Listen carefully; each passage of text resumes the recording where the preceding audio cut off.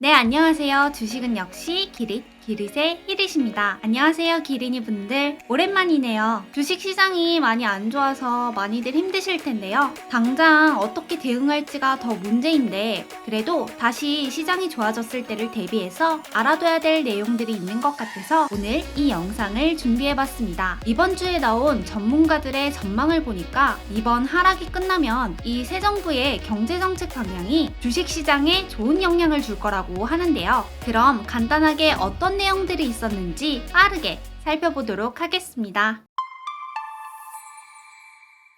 새 정부 경제정책 방향에서는 현재 우리나라가 이러한 문제점들로 경제가 위축되어 있다고 보고 있는데요. 먼저 여러분들도 잘 아시는 우크라이나 사태나 중국 봉쇄 조치처럼 대외적인 불확실성이 존재하고 있고요. 그리고 그런 이유들 때문에 고물가가 지속되고 있죠. 그러다 보니까 통화 긴축이 가속화될 수밖에 없고요. 또 과도한 정부 개입으로 인해서 민간 투자가 빠르게 위축되면서 일자리도 둔화되고 그만큼 민간 활력도 저하되고 있다고 합니다. 또 공공중심의 재정 운영과 코로나를 겪으면서 국가 채무가 빠르게 늘어나고 경제사회 체질 개선이 지연되면서 전반적으로 생산성과 성장 잠재력이 하락되었다고 합니다. 그리고 저출산과 고령화가 지속되면서 그만큼 노동 인구는 줄어들고 성장에 제약이 있다고 합니다. 그러면 이러한 현재 상황을 새 정부는 어떻게 개선하려고 하는 걸까요? 새 정부에서 제시하는 비전은 4가지입니다. 자유, 공정, 혁신,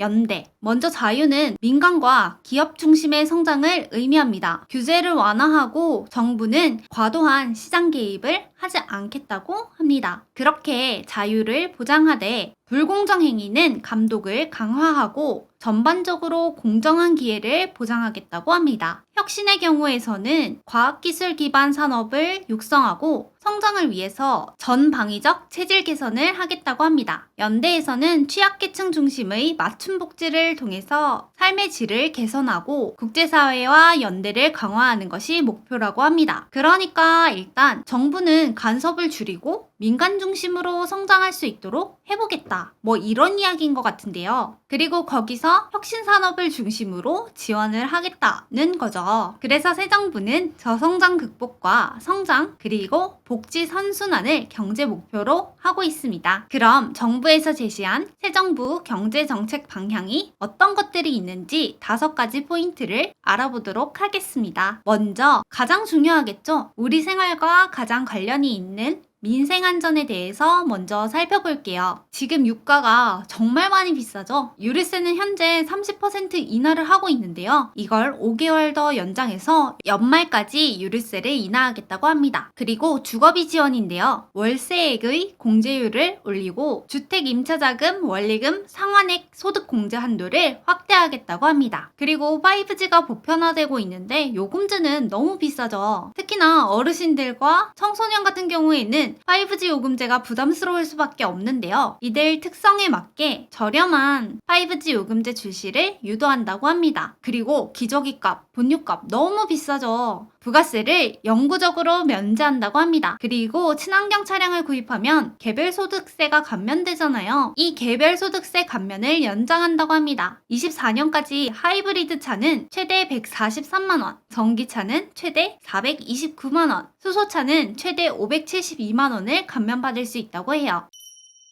다음은 저출산, 취약계층, 그리고 근로를 유인하는 정책입니다. 먼저 육아휴직 기간을 1.5년, 그러니까 1년 6개월로 확대한다고 해요. 그리고 배우자의 출산 휴가 기간도 확대한다고 하는데 이 부분은 아직까지 제시된 기간은 없었어요. 또 만 0세 이하 자녀의 부모가 동시에 또는 순차적으로 육아휴직을 사용할 경우에 첫 3개월 동안 부모 각각 통상임금의 100%만큼 지원을 한다고 하는데요. 물론 200만원에서 300만원까지 상한액이 있다고 해요. 그리고 부모급여도 생긴다고 합니다. 저출산 대응을 위해서 내년 1월부터 부모급여가 단계적으로 시행될 예정인데요. 23년도에는 월 70만원씩 지급을 하고 24년도부터는 월 100만원으로 상향될 예정입니다. 그리고 노인 기초연금이 현재 현재는 30만 원인데요. 40만 원으로 인상될 예정이고요. 얼마 전에 뉴스에서도 한번 다뤘던 것 같은데 상병수당이 도입될 예정입니다. 다음 달부터 6개 지역에서 시범 도입 예정인데요. 아파서 일을 쉬어야 할 때 지원금을 주는 제도입니다. 마지막으로 퇴직소득세 근속연수 공제 확대입니다. 장기 근속 후 퇴직하는 분들한테 세부담을 대폭 완화한다는 건데요. 이렇게 근로를 유인하는 정책들도 시행한다고 합니다. 자, 그러면 우리 생활과는 조금 떨어져 있는 다른 정책들을 살펴보도록 하겠습니다. 먼저 금융혁신입니다. 디지털 규제 혁신을 한다고 하는데요. 디지털 환경 변화에 맞춰서 금융사랑 IT사의 협업과 경쟁이 가능하도록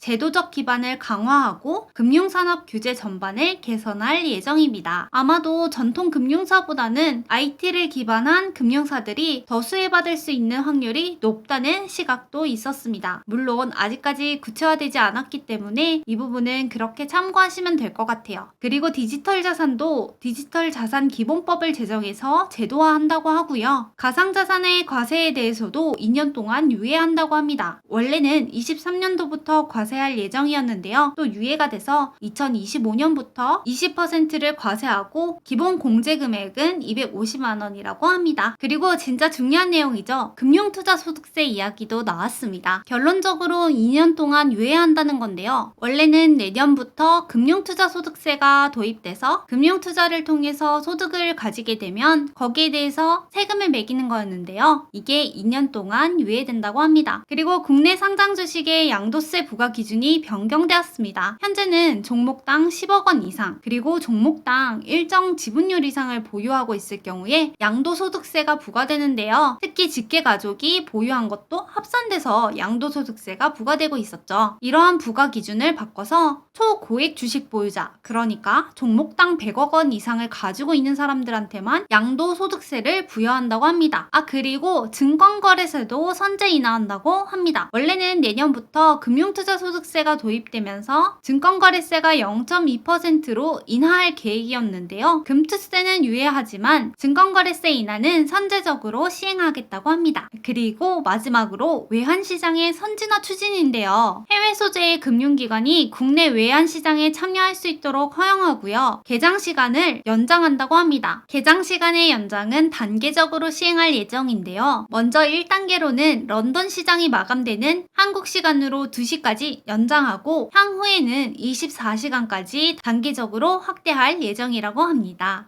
그럼 현재는 어떨까요? 현재는 오전 9시부터 오후 3시 30분까지 주식시장이랑 똑같죠. 그렇게 국내 외환시장이 개장되어 있는데요. 일단은 3분기쯤에 관련된 내용을 발표하고 시행까지는 아마 한 1년 정도 걸릴 거라고 합니다. 이렇게 개장 시간을 연장하면 환율 변동성도 좀 커지겠죠? 그리고 외환시장의 선진화와 관련된 부분은 MSCI 선진국 편입을 위해서 개선해야 될 핵심 조건 중 하나라고 합니다. 또 다른 하나는 공매도 허용이고요. 그럼 기업에 관련된 정책은 어떤 식으로 바뀌는지 알아보겠습니다. 법인세의 최고 세율이 25%에서 22%로 인하된다고 합니다. 그리고 과표 구간도 현재는 4단계인데 이걸 단순화할 예정이라고 해요. 그리고 배당소득에 대한 조세체계 개선을 추진한다고 합니다. 내국 법인이 국내 자회사로부터 받은 배당금, 입금 불산입률을 상향한다고 합니다. 이게 무슨 말이냐면 배당금, 입금 불산입? 말이 조금 어렵죠. 이건 다른 법인으로부터 들어온 배당금을 수익금에 산입하지 않는 제도를 의미합니다. 그리고 해외 자회사로부터 받은 배당금, 입금도 불산입한다고 해요. 현재까지는 일반 회사와 지주회사, 상장법인과 비상장법인으로 구분해서 지분율에 따라서 30에서 100% 정도 입금 불산입률을 적용했는데요. 이에 대한 구분 없이 단순화한다는 겁니다. 결국에 이 부분이 시행된다면 일반 기업들 중에 자회사로부터 배당금을 지급받는 회사들이 수혜를 받을 수 있다고 해요. 예를 들어서 자회사의 배당금을 상향하는 변화도 나타날 수 있겠죠? 그러면 배당주 중에 모회사가 있는 종목들을 조금 더 유심히 살펴볼 필요가 있겠네요. 그리고 국가전력기술투자 인센티브를 통한 투자를 유도한다고 합니다. 국가전략기술과 관련된 시설 투자를 할 경우에 대기업의 세액 공제율을 더 높인다는 건데요. 이렇게 해서 대기업의 투자를 유도할 거라고 합니다. 그리고 중소기업과 벤처기업 육성과 유턴기업 지원과 외투기업 지원에 관련된 내용도 포함되어 있습니다. 그리고 5번째 포인트죠. 3단 산업 육성과 탄소 중립 그리고 기후위기 대응에 대한 방안입니다. 혁신산업의 성장을 지원한다고 했는데 어떤 섹터가 포함되어 있는지 한번 살펴볼게요. 먼저 탄소 중립과 기후위기 대응에 대한 내용으로 폐플라스틱과 폐배터리의 재활용 기반 구축을 한다고 합니다. 이건 하반기에 시행될 예정이라고 해요. 그래서 새 정부 경제정책 방향이 발표되고 나서 폐배터리에 관련된 종목들이 움직임을 보여줬었죠. 그리고 ESG 인프라 고도화 지원에 대한 방안은 7월 달에 발표한다고 하고요. 신사업 육성 전략 마련 추진 계획도 12월에 발표한다고 합니다. 반도체 초격차 확보와 AI 등 신사업을 육성하고요. 그리고 우주와 로봇, 나노 등 미래 산업 육성 마련은 22년 말에서 23년까지 시행될 예정이고요. 스마트 농업과 관련된 빅데이터 플랫폼에 대한 내용도 하반기에 공개된다고 해요. 그리고 원전 경쟁력의 강화도 있었습니다. 관련된 섹터에 투자하시는 분들은 이러한 일정도 참고하시기 바랍니다.